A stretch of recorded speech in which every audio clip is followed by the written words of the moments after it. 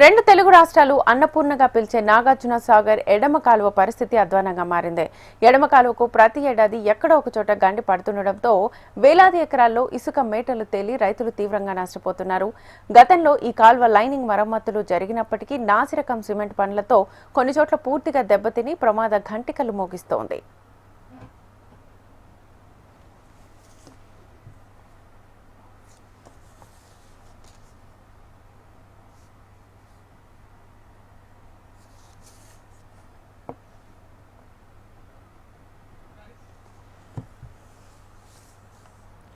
నల్గొండ జిల్లా పరిధిలో నాగార్జున సాగర్ ఎడమ కాలువ సుమారు 179 కిలోమీటర్ల వరకు విస్తరించి ఉంది.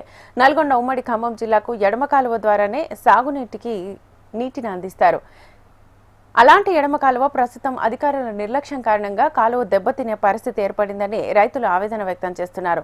గతంలో అనేకసార్లు కాలువ గండిపడి వేలాది ఎకరాలు నీట మునిగి నష్టపోయినా అధికారుల తీరులో మాత్రం మార్పు రావడం లేదని రైతులు ఆరోపిస్తున్నారు. ఖరీఫ్ సీజన్ దగ్గరకొస్తున్నా ఎడమ కాలువ మరమ్మతులు ఎక్కడ వేసిన గొంగలి అక్కడే అన్న చందంగా ఉందని అన్నారు.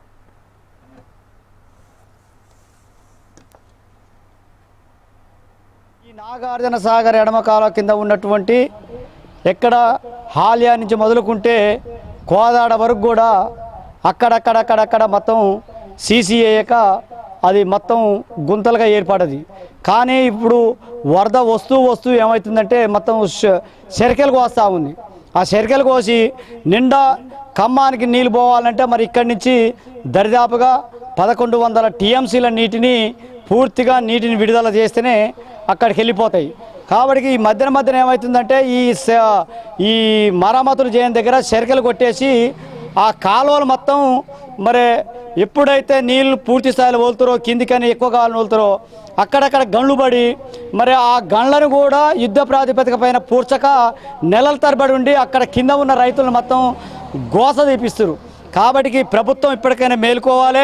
మేలుకొని ఎక్కడైతే గనులు ఉన్నాయో ఎక్కడైతే మరి యొక్క కాలువని మరమ్మతులు చేయాలనో యుద్ధ ప్రాతిపదిక పైన ఎన్ఎస్పి అధికారులు పూర్తి స్థాయిలో హాలియా నుంచి కోదాడ వరకు కాలువ మీద పరిశీలన చేయాలి. కాలువ మీద పరిశీలన చేసి వెంటనే మీరు మరమ్మతులు చేపట్టాలి.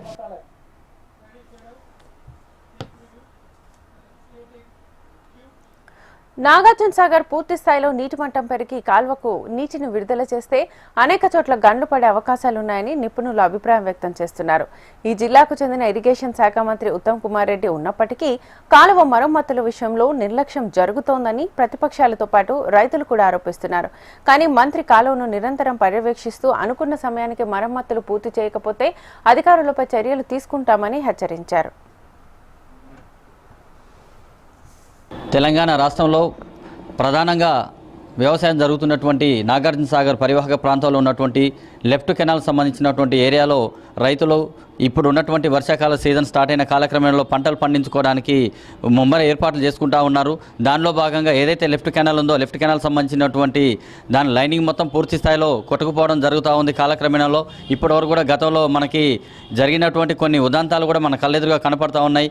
ఇక్కడ మన వేంపాడులో ఉన్నటువంటి దగ్గర జరిగినటువంటి కాలువ కట్టు ఏదైతే కొరతకు గురైందో అదేవిధంగా కోదాడ సరిహద్దులో కూడా జరిగినటువంటి ఉదాంతాలను మనం పరిగణలోకి తీసుకున్న పరిస్థితులలో రైతులకు తీవ్ర నష్టం జరుగుతూ మళ్ళీ ఈ యొక్క లైనింగ్ కూడా పూర్తి స్థాయిలో కొట్టుకుపోయే పరిస్థితి ఉంది. దానికి తోడుగా ఇక్కడ వర్షాకాలం కూడా పూర్తి స్థాయిలో మన కళ్ళెదురుగా కనపడతా ఉంది. కాబట్టి దీనిపైన ఇరిగేషన్ డిపార్ట్మెంట్ అధికారులు పూర్తి స్థాయిలో చర్యలు తీసుకొని దాన్ని మరమ్మతులు చేసి రైతులకు పూర్తి స్థాయిలో చివరి దాకా నీరు అందే విధంగా చర్యలు తీసుకోవాలని చెప్పేసి కోరుతా ఉన్నాం.